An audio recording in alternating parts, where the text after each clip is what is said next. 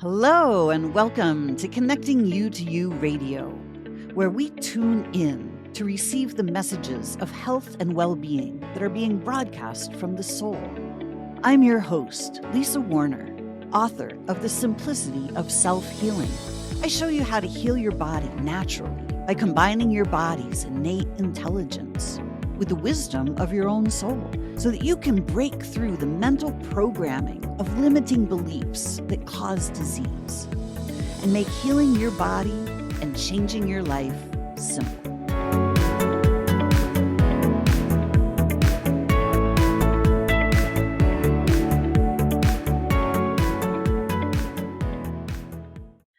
Hello and welcome. Welcome to another Soul Stories, because every soul has a story. I'm Lisa Warner. I am the author of The Simplicity of Self-Healing. That's the story that I wrote when I healed myself from cancer naturally. But today it's not about me. Today it is all about my friend, Kerri Hummingbird. Kerri is a medicine woman, and we are going to find out all about what that is and how she became a medicine woman. So Kerri, welcome. Oh, thanks for having me on the show. It's so great to see you in this context. And I just love playing with Lisa and in another place that we play. And it's just so much fun. So, yeah, thanks for having me on. And I'm pretty sure people are like, what does medicine woman mean? Right? Like, that's something to ask. It's it's kind of like when I started trying to put words to what I do, I went through many iterations. The first iteration was soul guide. I was like, I'm a soul guide. And then people were like, what is that? Why do I even need one of those? So that was that question. And then, a lot of people call me shaman, but I just felt like that is a little pretentious. And for a Western person to put that label on feels a little pretentious. And so I don't like to use that word. And so when I really felt in my heart, like, what am I actually doing? It's that I am redefining what medicine means.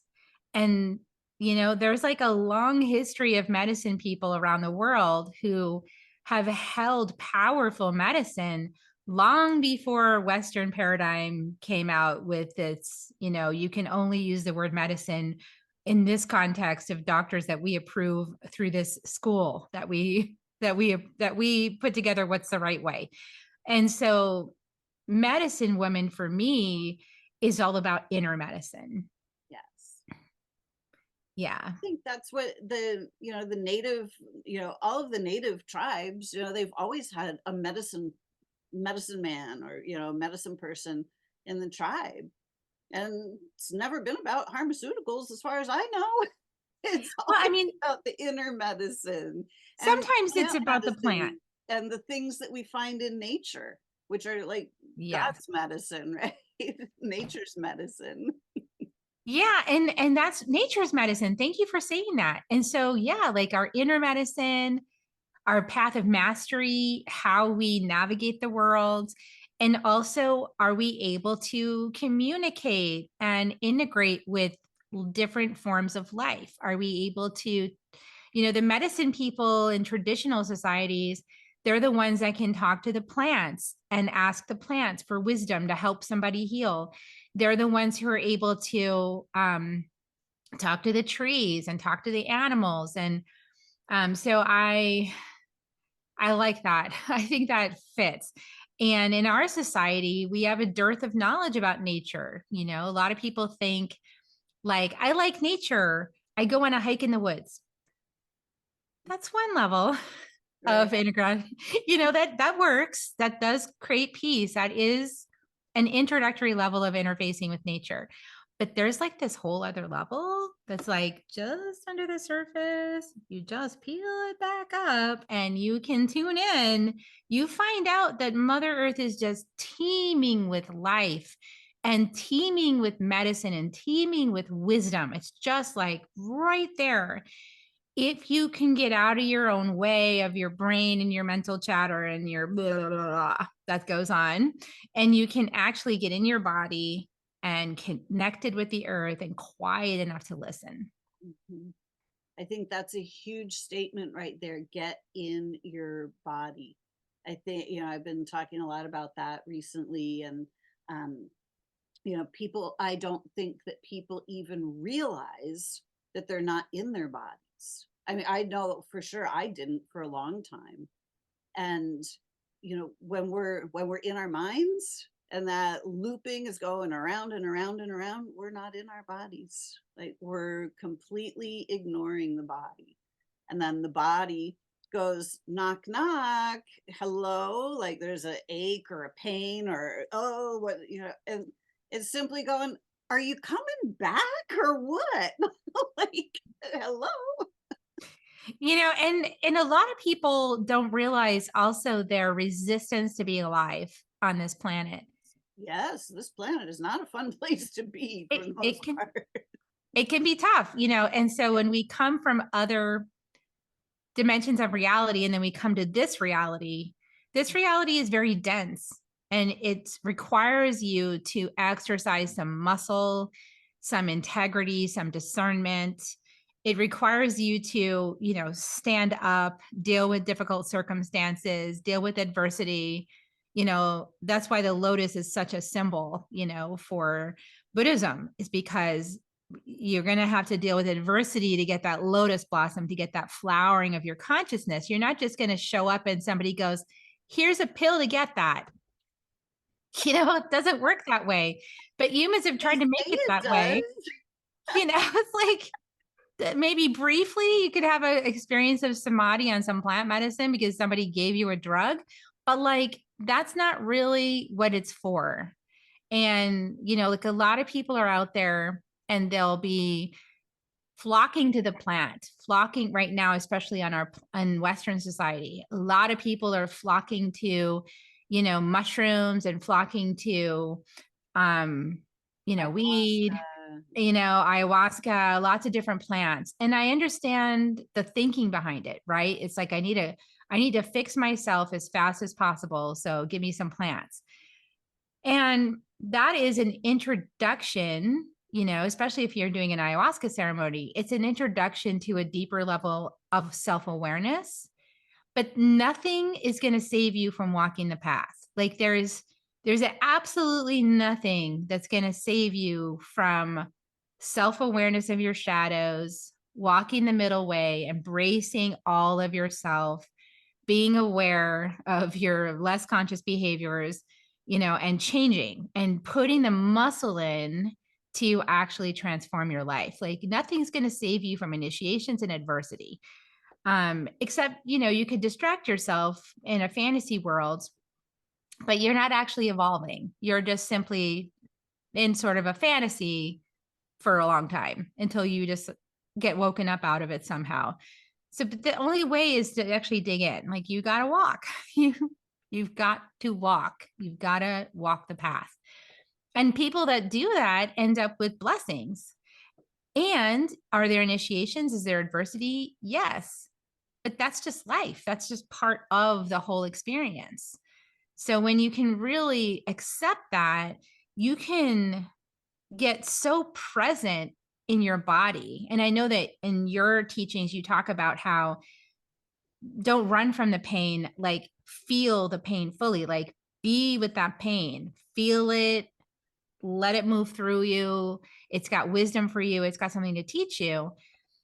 That is part of how we start to integrate and come into our bodies instead of just like from your chin up, because a lot of people are even blocked in their throats because they won't speak the truth. They won't speak what's going on. They'll hide from everything.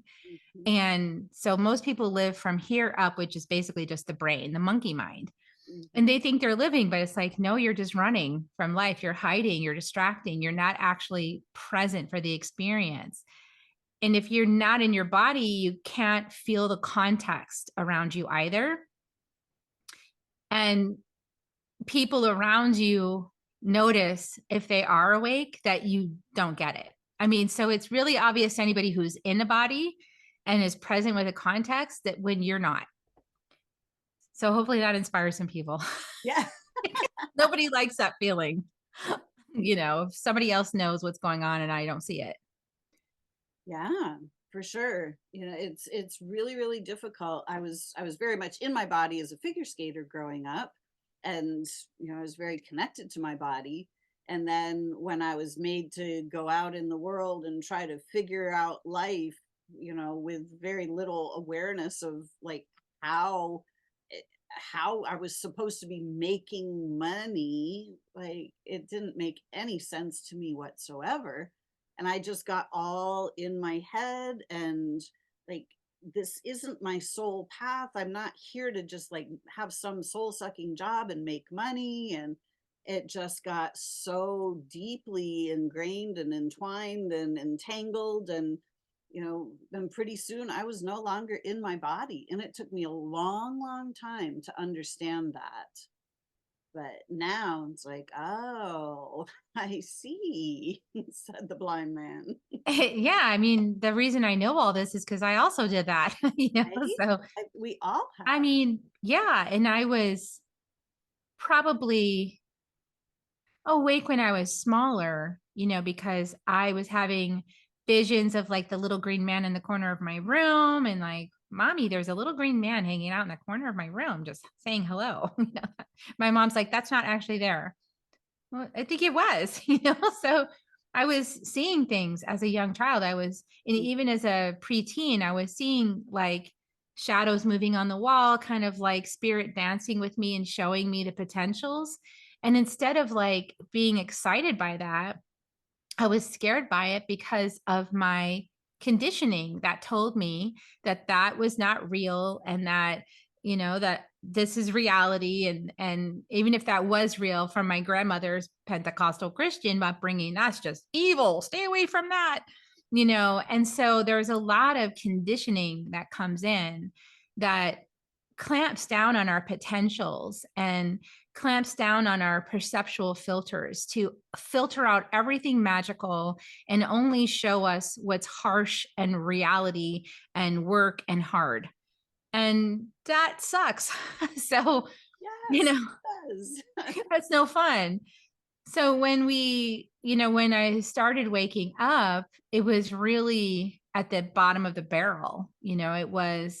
I had, like you said, you have to kind of lose yourself and then sort of try to fit into this model that everybody else is doing that is the right way. So I went to the really good Ivy League college. I studied my ass off. I got cum laude. I got really good grades. I was proud of myself. I still am. That was a great accomplishment.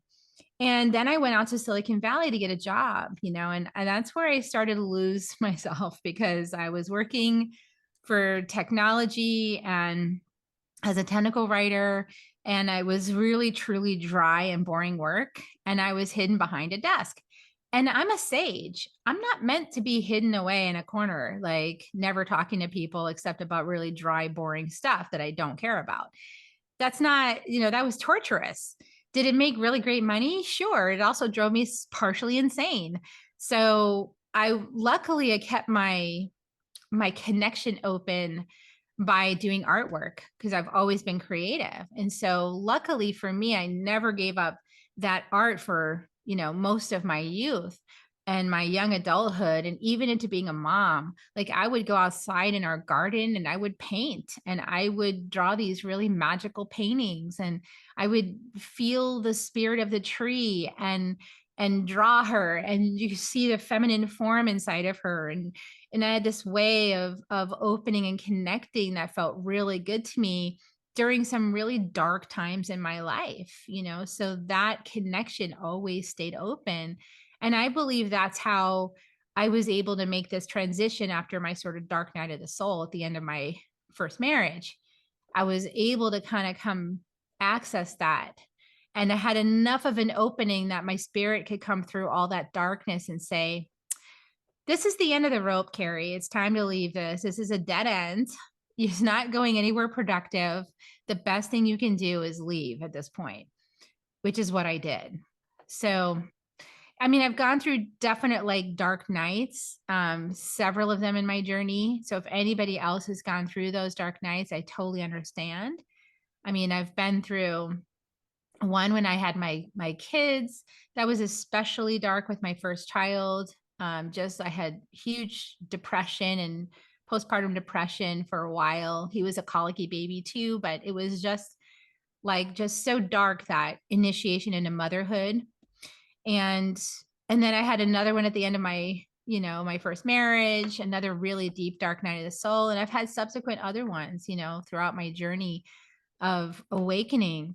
And so that dark night, that depression, that I don't want to be on this planet, I don't want to be in this body, I don't want to keep working so hard, I don't want to keep doing this.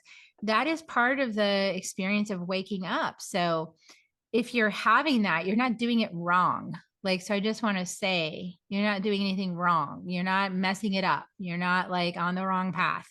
That is the way. Like, if it's coming up for you, that is the thing that you need to move through. That is the healing. That is the self acceptance, the self love, the healing of your childhood or your ancestry or your former life. And who knows, it was all three for me. When I went on my journey, I had to heal my past life self that came into this life feeling like I failed and punishing myself, for that failure by all these tremendously difficult experiences and not wanting to be here. And so I had to heal that. I had to heal my ancestry that were migrant farm workers, and man, they just had to work so hard just to get a little bit of safety and comfort. And I had to deal with that. I had to heal that with them, work with my ancestors to let us open up more prosperity, more grace, more freedom, more joy. And then I had to heal my childhood, because I came in from this past life feeling like I needed to be punished, or I had messed up, or I was grieving, really grieving the loss, and then came into a very challenging situation, 0 to 5. So, when we start this journey, we're really coming into sacred witness of the whole life experience, not only this life, but everything that came before. And this is the time when we're healing it. So of course we're going to feel some bad things. Of course we're going to be like, oh, I hate this life experience. I don't want to be in this body. It's heavy. You get me out of here. But you're just going to come back. That's the thing. Cause I have committed suicide in other lifetimes, and there was a particularly dark times, and they just get brought back again. So there's no escape. You have to do the work. I mean, that you really got to move through it. Yeah, So you might as well just dig in and get some support. exactly. I remember being at that point. I was at the point of suicidal, few couple times, 2 or 3 times in this lifetime. I remember distinctly, like the first time that I was like really serious about it.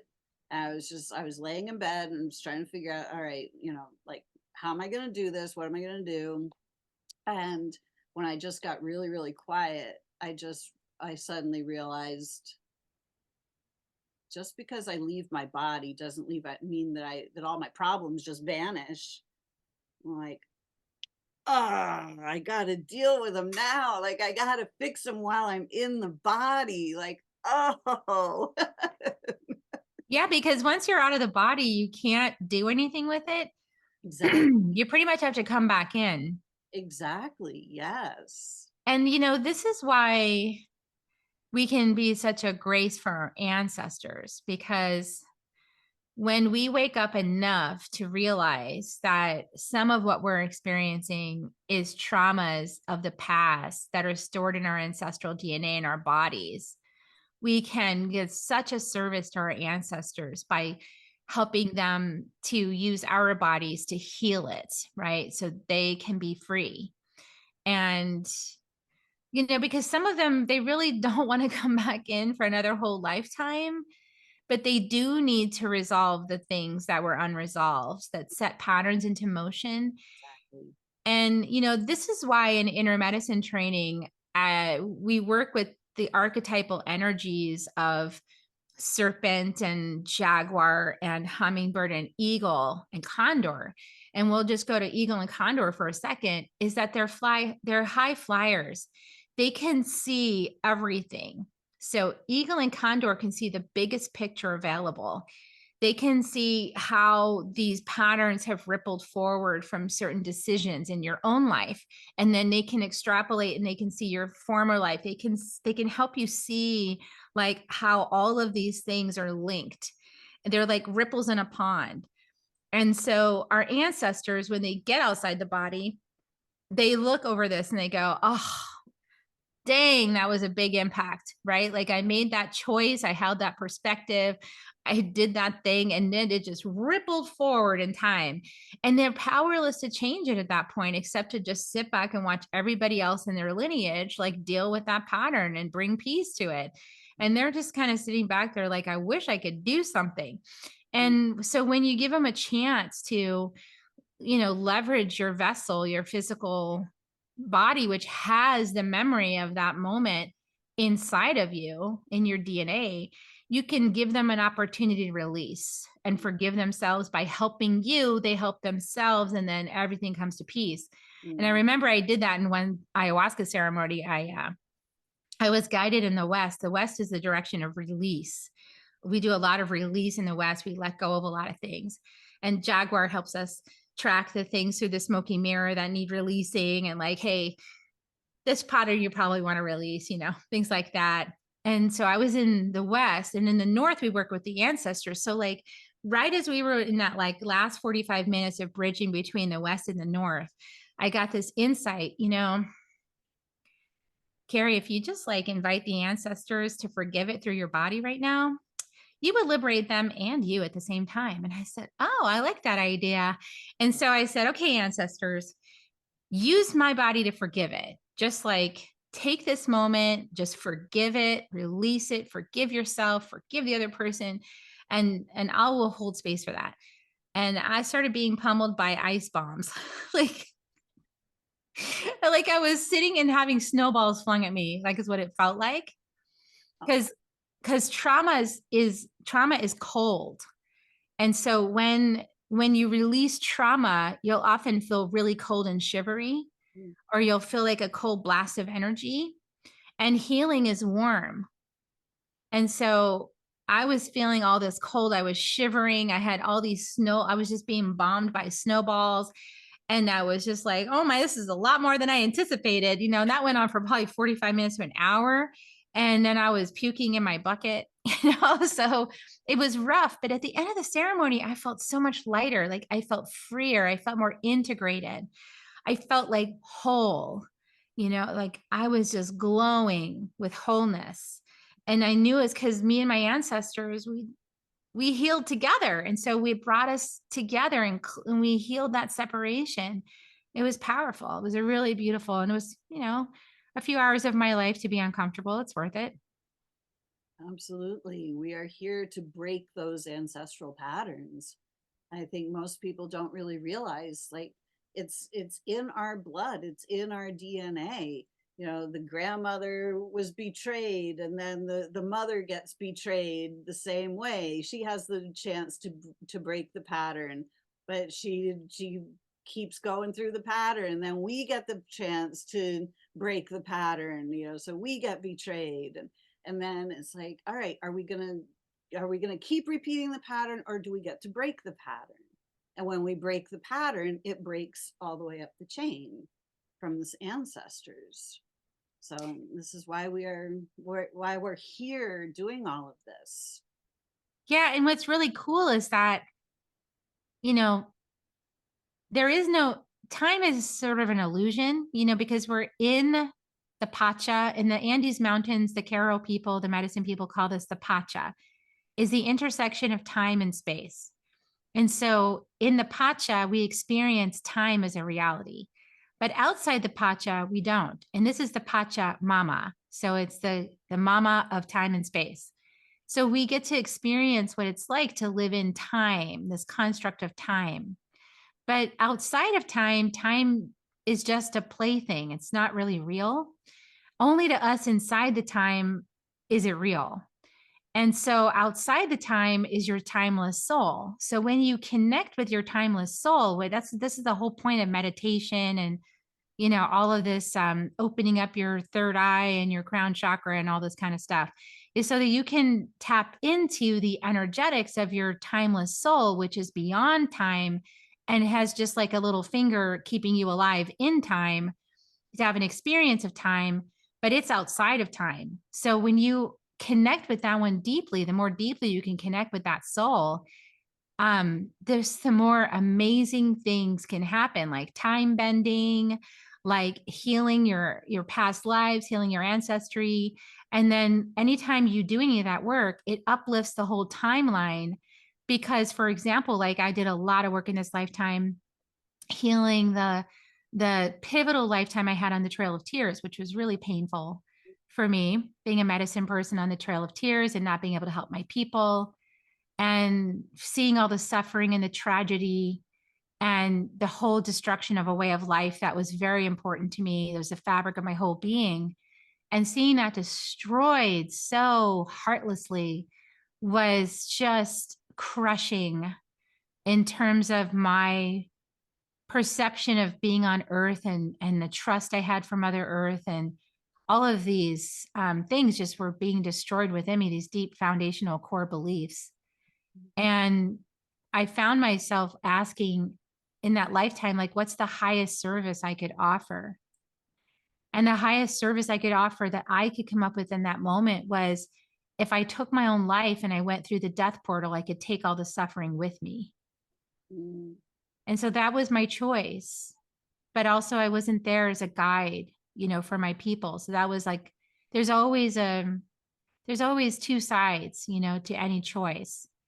And no, every choice is going to have consequences, even if you think it's the best choice. And so my consequence was I wasn't there to hold the hand of my people, which is rough. They were left without their person that was supposed to be guiding them spiritually. mm, The upside is that I did help them, release a lot of pain and suffering that was just overwhelming everybody. It was really holding everybody down. So when we look at those kind of things, we can start to heal that. And in my life, in this incarnation, I didn't know that information until I was on my spiritual journey, which was probably around about 2013, 2014 was when I had my soul retrieval of that past life. And I started feeling and processing all the grief mm, that I had experienced without an ability to process it. Well, the more I've worked with that aspect and integrated that healing, that whole timeline is lifted. And as a result, this whole timeline is lifted. And mm, so when you work between lives to do healing work between lives as well, what you do is you up level the entire timeline and things move exponentially faster. And because there's so many people doing this on the planet right now, that's why things are moving so fast. So you might have wondered, that just hopefully answers that question is like, why are things so fast? Like things have just gotten sped up to the place where I can't even keep up. And that's because of all this deep work that so many of us have been doing to heal our ancestry, to heal past lives, and to heal our childhood traumas.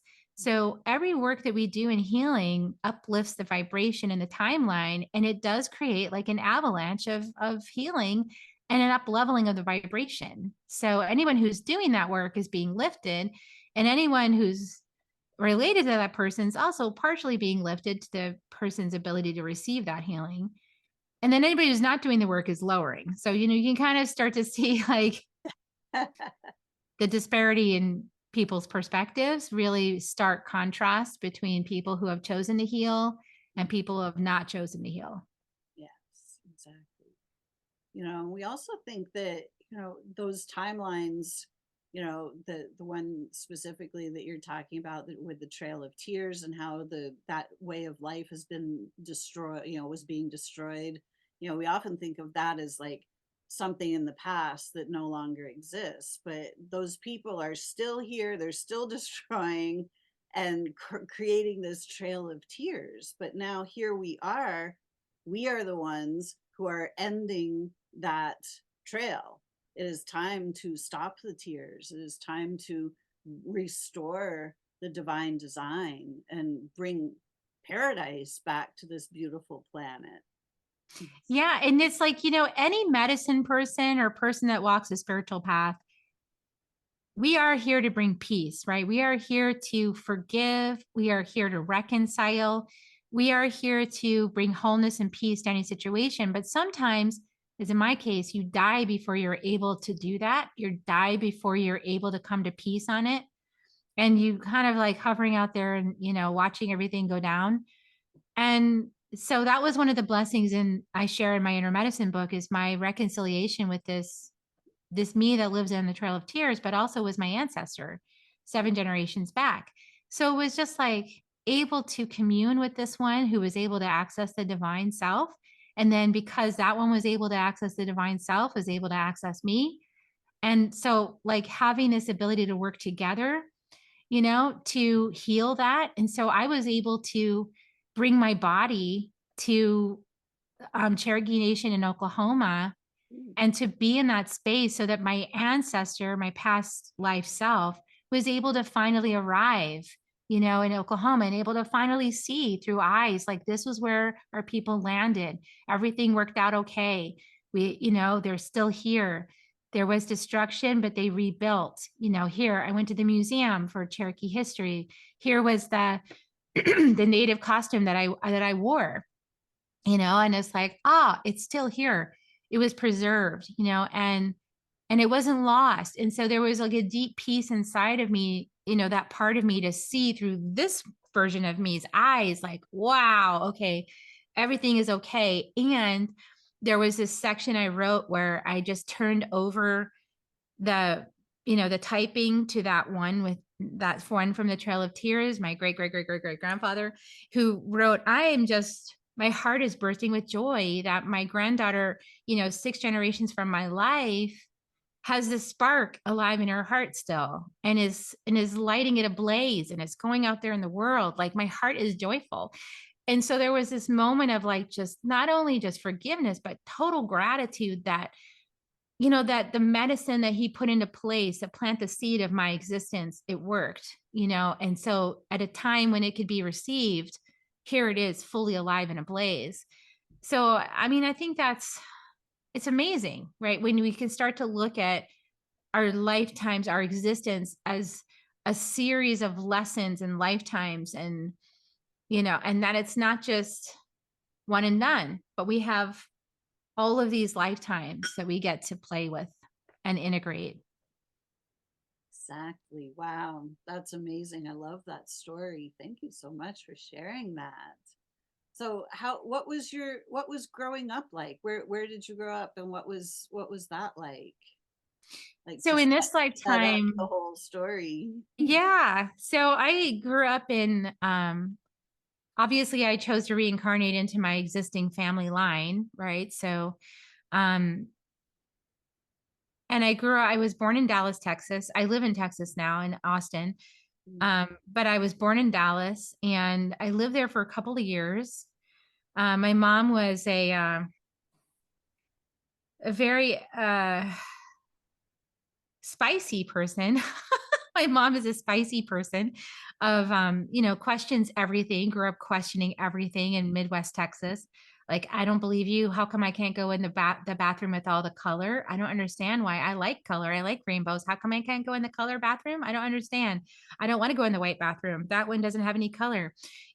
So like didn't understand like why things were the way they were, in Midwest Texas. And my grandmother was very, very religious and devoted and 5 days a week in Pentecostal church and super into the Holy Spirit. And so all of these forces converge. And my mom leaves that place because she's like, I can't stand the hypocrisy. And she goes to Dallas and she meets this fun loving guy who's like a hippie and he's just really fun. And he's also an accountant, so he makes good money. And he's like wild and fun. And she marries him. And then she finds out he's got a lot of mental problems. And she goes, this is not a place to put a baby. Like that's a bad choice. And then she was told she couldn't have babies. So she's like, okay, great. And then she got pregnant with me. So obviously I was like, nope, that's where I'm landing. Bam. And, so I came in and, my mom shortly realized like, I don't want my child to be molested. I don't want my child to have issues. He's got some serious issues. He's a wonderful human, but he's just wounded and he's not going to be good for my daughter. So she married somebody else who she thought was going to be an upstanding individual. And from 1 year old to 5, we went through a living hell. He was an alcoholic. He was very violent. He tried to throw my mom off a third-story balcony. He was just a very violent person. And also because he was so insecure and so weak, so inside. So he would use his masculine power to overpower, to control or dominate out of a sense of weakness. And so my mom was learning a lot of lessons about relationship with men, and I was along for the ride, and that was intense. Wow. And we moved up to New England, where my mom met her third husband, who ended up being my dad, who was an amazing person.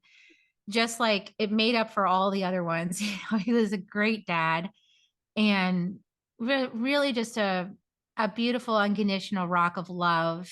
And he was strict and stern sometimes, but he was always funny too, and just really supportive. And he did his work. He always did his work to come to forgiveness and to reconciliation and to have conversations. So just an amazing human. And that was her partner for like 45 years until he passed away in 2017. And that was my dad. Mhm. So, I had this really unique experience of having three different examples of mother father relationship. Mm. And so when I chose my mother father relationship, when you get married, you usually play out the pattern that is unhealed. Yeah. And so I married somebody who was never physically violent with me, but the dynamics in that of the arguing of the masculine and the feminine of my mom's second marriage, that was playing out.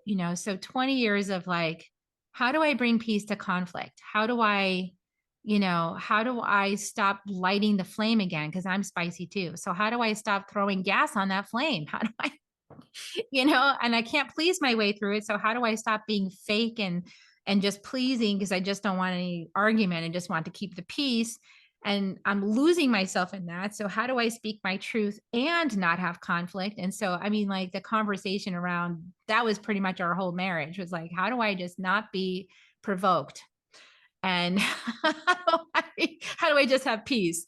And I had to learn that the way through to peace was through the provocation, was to be embracing it and to love myself and to bring peace to myself, and to have uncomfortable conversations directly with the person.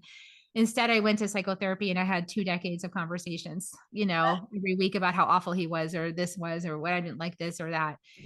So I played in the triangle of disempowerment, for the first part of my life. I was the victim. Somebody was my perpetrator if they didn't do what I wanted. And then they were my rescuer if they did. So my first husband would flip flop between, rescuer and perpetrator, and he would do the same to me. So we were like both engaged in that game. And we just didn't have the tools. Like we didn't have the knowledge or the tools to deal with that. Nobody handed us the Four Agreements book. I Right. gotta say, I wish they had. That book was out by then. So I wish they had handed me a copy of that and said, you need this, read this book. Because I was open, Mhm. I just didn't have the tools.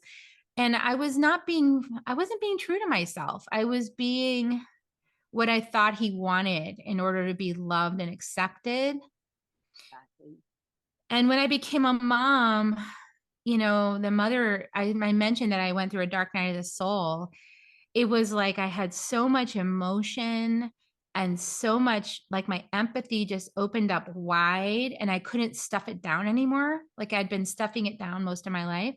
Like having a baby, like I couldn't stuff it down anymore. And so all this grief was coming up that I had never felt, that I had just repressed.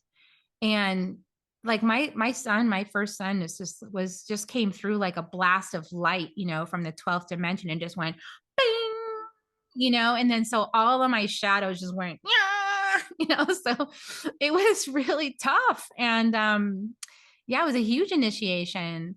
So I had to learn how to hold all that power that was coming in, that power of mother, that the bigness. And my husband wanted a small, skinny girl. He wanted a maiden. And I was turning into this like large mother, like, and he didn't fit, because he wasn't growing to match. So we couldn't keep that paradigm of like the small little woman and the big man, like it was falling apart. And I just kept trying to put it back. And I finally couldn't. So I had to go, I'm just big and I'm just emotional and I'm tapped in and I'm a large energy body and I can't hide that anymore. And I need to find a place where that's okay. So where it's okay for me to speak my truth, or okay for somebody that can hold the amount of anger that I was feeling, Mm, somebody that could hold space for the amount of grief. I needed somebody that could go deeper. And so, yeah, I had to go deeper within myself. I couldn't stuff myself down anymore in these tiny little compartment. I had to expand. And so that marriage just had to go by the wayside. I was like, dang, I never wanted to do that because of my own upbringing. mhm. But, if people don't choose to grow, you can't force them. And I didn't know what I was doing anyway. I was totally insane at that point in my life. I was just so inundated with pain that Mhm. I just needed a space to go. And so as soon as I left, I found my first teacher and then it started like the avalanche of like all my teachers rushed in just one after the other and some of them two at a time. I was like, I had lots of support and it's been 12 years of radical acceptance, healing, excavation, clearing the hollow bone. And now I'm teaching this stuff. And I was not this. You ask my 30-year-old self if they ever thought I would be this, she would say, I don't think I'm capable of that. I don't know. I'm an artist or I don't, I don't know how to do that. She would have no clue about how to be me at all. Mhm. Mhm. Oh my gosh. That's amazing. And it really is like I always say all healing is self-healing. It's like we have to be willing to go in and sit inside ourselves and look at the pain, look at the trauma, and just start allowing and releasing and being with it and holding compassion for our younger selves and starting to recognize that this world is set up to be the trail of tears. There's a lot of money to be made on our suffering, and so the external world isn't set up to make it all beautiful here. That's our job now. That's why we're here, is to start making this world a better place, and the only way we can do it is through ourselves, to make ourselves that hollow bone, to clear out all of the trauma and drama that has been imposed on us for thousands and thousands of years. Yeah. And it's like, I didn't realize maybe I had therapists telling me this at the time, but it didn't sink in. I didn't realize that everything that I was so uncomfortable with my father of my children was a reflection of my shadow Mhm. that I didn't want to own. Because I had this idea of myself that I was like the golden one, I was, just could do no wrong. And, I liked that version of me. But the fact of the matter is, I was very spicy and always have been, and very capable of like manipulating circumstances and provoking people into uncomfortable feelings. I mean, I'm totally capable of all those things that he was doing as a reflection of me and my shadow that I didn't want to own. So when I finally, along the way of this path, I was working with amazing teachers. I've worked with some of the luminaries of the shamanic arts field. I mean, just amazing people. And I've been able to layer by layer peel back, to see more and more of the truth of myself and to own it. And even in the relationship with my former spouse, it was very contentious at first. Like that second relationship my mom had, there was no very physical violence, but there was a lot of emotional abuse of each other. And so when I was peeling that back and doing healing, the only way I could heal that, because it was very like the children were being used, to punish each other and all the stuff they say don't ever do. It was happening. Mhm. And my kids today are still recovering from that. It was very painful. Mm. So I had to heal that relationship and the contentiousness there, and the fighting back and forth and the all the games that were being played. I had to heal that by going within myself. It's like, okay, where am I triggered by what he just said today? Where am I triggered by what he did? Where am I triggered by, you Mm, know, all of that, right? And then just heal myself and see the truth of my own like shadow that was also doing that in a different way, right? So I had to own it and heal that. And after a while of doing that, he just sort of dropped off and disappeared. mm, And as a matter of fact, changed his number. Like, I never want to hear from you again. So I was like, okay, cool. So, you know, so we're good, because sometimes when you can't get out of those karmic entanglements, we've had past lives together, that we were working out in this life, right? Like dislike for each other, like intense dislike because of these karmic entanglements that in this particular lifetime, if you only looked at this context, you would go, why are they having a problem? Because everything else is fine. They have fun together, they go travel together, they have similar ideas about life. Like they should get along just fine, like you would think. mm, But it's when you expand the picture, like I was talking about, and you start to ask, like, where else have we had lifetimes? Like, what's the unfinished business here between us? What is it that we need to come to peace to? And what is it that needs resolution through these arguments that we're having or through these entanglements, this war that's happening between us? What needs healing, from these past lives? And so you only really need one person doing that work to resolve it. mm, And then the other person, if they still want to stay in those patterns, they'll just find somebody else to play with, but at least you're clear. So anybody out there who's like, I've got something like this going on, I can't make that person change. I really want them to change. I want them to come to the table. I want them to forgive.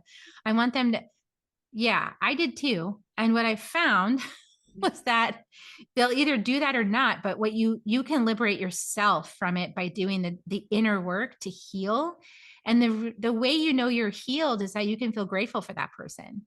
right, Like I feel immensely grateful for the father of my children for teaching me how to stand in my power, use my voice, have compassion, be patient, listen to the other person's perspective. These are all things I learned, not directly in that relationship, but through the process of disentangling myself from that relationship.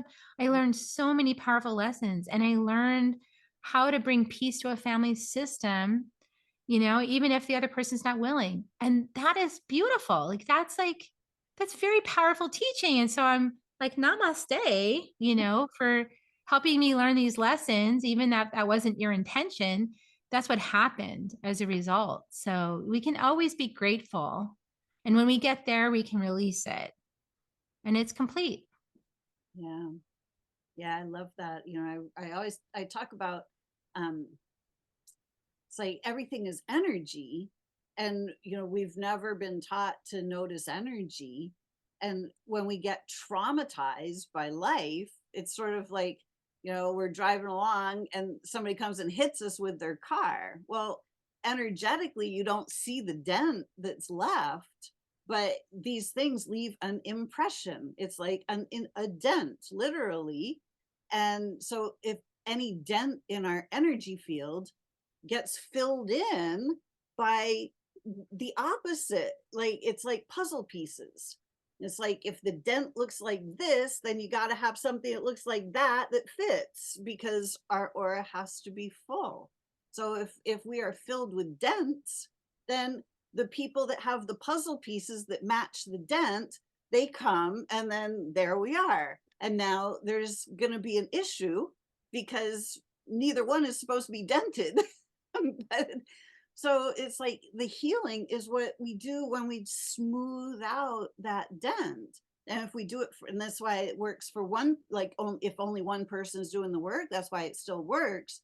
Because if you smooth out your own dent, they no longer fit into the dent.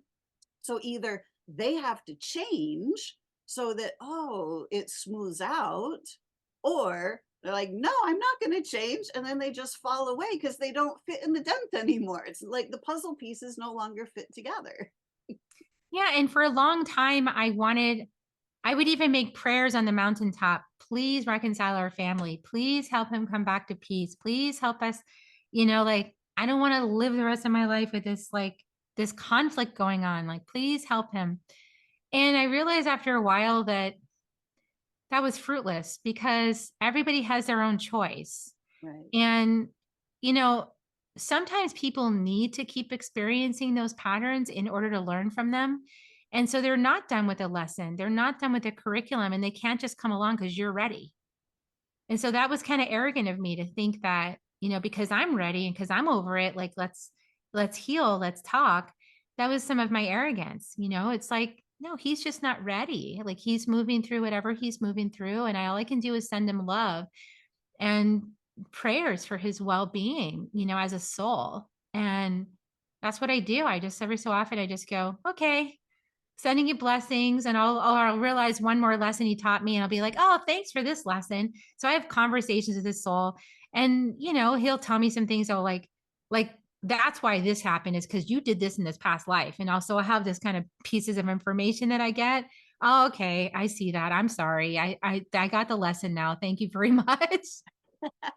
you know, One of the lessons with that relationship was, and I guess in the former life, I think it was the Trail of Tears, but he betrayed, he betrayed me in some way. And so I cursed all his ancestors. Oops. Well, that didn't work out so well for me as I became hooked up with him and then we had children. Dang, that was a dumb decision. So then I cleared that, because I realized my mistake. But like some of those things are like set in motion already, So now my kids are still dealing with some of that. Oh, It's like, oh man, sorry about that. That was a bad one. But they come in knowing that they're going to deal with that too. So you can't really beat yourself up too much. But you exactly. just go, okay, I see now the effects of cursing someone's ancestors. I won't do that again. Yeah, oops. Dang it. That was a bad choice. They say when you damn another, you damn yourself. And that's kind of how one way that could play out. Because Right. this isn't just one lifetime at a time. This is like the universe remembers what lesson you need. It's never forgets. That's why leaving doesn't make any sense because you're just going to have to come back and do it again. So you might as well just face the music. Exactly. I mean, because we are the eternal soul. We are the soul here in the physical body. It's like we don't just stop being the soul. So what we do, we are doing as the soul as well. So it's like this is why it doesn't just get resolved automatically if we step out of our body. It's like, well, you can leave the body behind, but you're still the soul. You've still done the stuff. Like it's still non-physical, so you still got the dents in your energy field. You still got the light body that's carrying the stuff. So you're gonna come back into the physical body to rectify it at some point. So just do it now. Like, Yeah. And I just had one more thing I wanted to say about that is that also, this is why we can, instead of like speaking badly about our vessel and personality, we mm, could have some compassion for that personality and vessel that's temporary, that's coming in to help us with our soul lessons.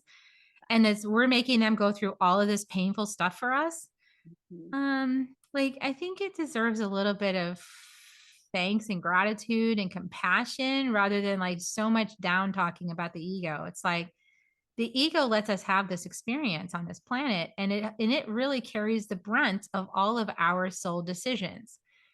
So a little gratitude and compassion for the vessel, I think, goes a long way. exactly. There's so much, body shaming on this planet, and it's like if you're not this big and a size 2, then you're horrible and ugly, and like all of these subliminal messages that are always sent out, and talking about the meat suit, and it's like these are sacred vessels. We are sacred beings, but we're just not treated that way. So then we have all of these wounds because we've been told that that we're useless, or we're this, that, or the other thing, rather than the sacred beings of light that we truly are. Yeah, and this is our piece of Mother Earth that we get to tend. Talk about being gardeners. This is our body is the first piece of earth that we're given to tend and to take care of, and the egoic personality that comes along with the body and that has all of our curriculum built into it. It's like don't blame the ego. That's your soul curriculum. Mm, I think that's what you're here to face. So like, don't be angry with it. That's your curriculum. So yeah, bring some love and grace to it. exactly. I hope people stop ego bashing. Yes. Yeah, Yeah. and it really is, love is the answer to every question. We have to be able to love our bodies in order to heal our bodies. We have to be able to love ourselves in order to heal ourselves. This is true. Wow. Kerri, I love everything you shared today. Such a beautiful story. So many incredible nuggets in there for people.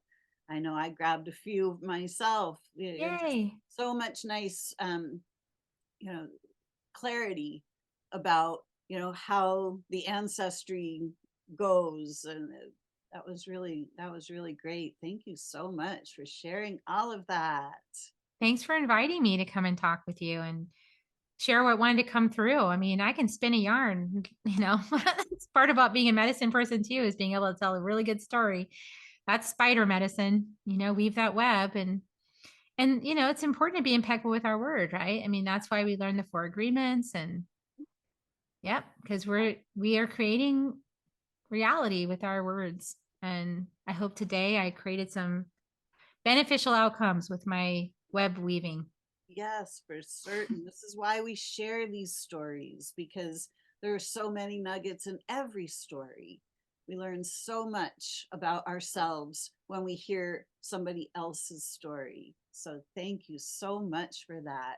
And Kerri, I know you've written a book, and so tell us about the book and where do people find your book? Yeah. So, well, there's a couple of books people might be interested in. Hey. This is the Inner Medicine book. So you can find that on Amazon. Ah, And this beautiful. has more stories of my medicine path. And this is a medicine teaching. So this is a medicine wheel. I architected it from the south, the west, the north, and the east. So to bring you through an embodiment or an initial acquaintance with the medicine wheel. So that's this. And has a lot of good stories in it. And this is the book that's been out there for I don't know 200 and something week, almost 4 years. Almost 4 years this summer. It's been an international bestseller. The Second Wave, Transcending the Human Drama. This one I channeled. This was the one that started really catalyzing things for me. And White Eagle is my oversoul, and so this is channeling my oversoul's wisdom about the planet, using me as an example.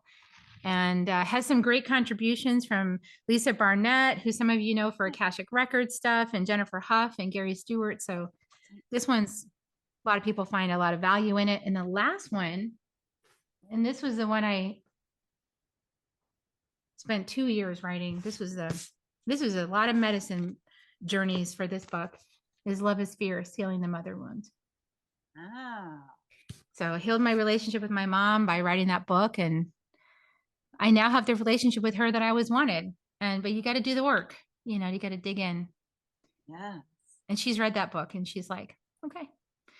Oh, You read the cover and you think, oh my gosh, how could your mom ever accept? But you read it and you see, like, I'm grateful. I'm grateful for all the lessons from my mom. And that's how you heal. You get grateful about it. yeah. Ah, beautiful. So anybody who's watching, just check out the show notes, and the links will be in the show notes. And Kerri, if anybody wants to work with you, how do they reach out and find you? Yeah. Well, my website is kerrihummingbird.com, KERRI, hummingbird.com. And if you do /inner medicine, you'll get on my list and you'll get a whole meditation pack of inner medicine meditations, grounding and clearing and shielding. And there's a great one that helps you discern what's mine and what's theirs in case you're having those issues of like figuring out like what's my stuff and what's this person's stuff. There's like a whole meditation to guide you and help you clear up the excess energy. So that's all in there. So kerrihummingbird.com /inner medicine. And yeah, I mean, I teach inner medicine training, and it's a very deep, long process. So it's not a quickie. It's 18 months from start to finish. And it's deep and it's profound and it's life changing. And I also do workshops and fire walking and I mean trips to Peru. I mean, there's a lot of things I do and like little workshop series and stuff if you want a place to get started. Um, but yeah, I like to go deep. So I'm into complete rewiring. That's what I like to do. Right, exactly. I I don't love. like to just do a little, buffet item. I want to do like the whole thing, So Oh, fantastic. So make sure you check out her incredible offer. Get some free gifts from Kerri on her website. That is beautiful. Wow. Thank you so much for doing that. yeah, I like to support however I can as you do as well, right? That's why you do this podcast. It's like, you know, we can help out, we can all help out a little. And if we all help out a little, somebody gets to the place where they can sign up for one of your programs or sign up for one of my programs and they have the resource and the bandwidth to do that. And sometimes you just need a lot of help before you can get to the place where you can commit to that. So these offers from you and from me and from everybody else, they're really helpful. Indeed. We are here to dream a new world, to create a beautiful new reality on this planet that is designed as the Garden of Eden. It is designed to be this beautiful paradise. And we are here to take steps to heal all of the traumas that are preventing it from being this incredible paradise. So this is the inner work that we're all here to do in this lifetime. So, Kerri, thank you so much for everything that you are doing in this lifetime to help us heal and find our own inner medicine. Thank you. Blessings, everyone. Thank you all for watching again to our soul stories, because every soul has a story. So make your story a great story because you can. Until next time, thanks for watching, everyone. See you on Soul Stories next time. Bye for now. Thanks for listening to this episode of Connecting You to You Radio. If you've enjoyed this podcast, please subscribe and share it with your friends. Are you ready to discover more about how simple healing your body can actually be when you do it from the higher wisdom of your soul? To learn more about what I do and how you can work with me, visit connectingyoutoyou.com and get on my mailing list to be the first to know about my latest offerings. If you'd like to interact with me on Facebook, please join my group, Soul Sourced Healing. Check the show notes below for these links and more. I hope to see you again next time on Connecting You to You Radio.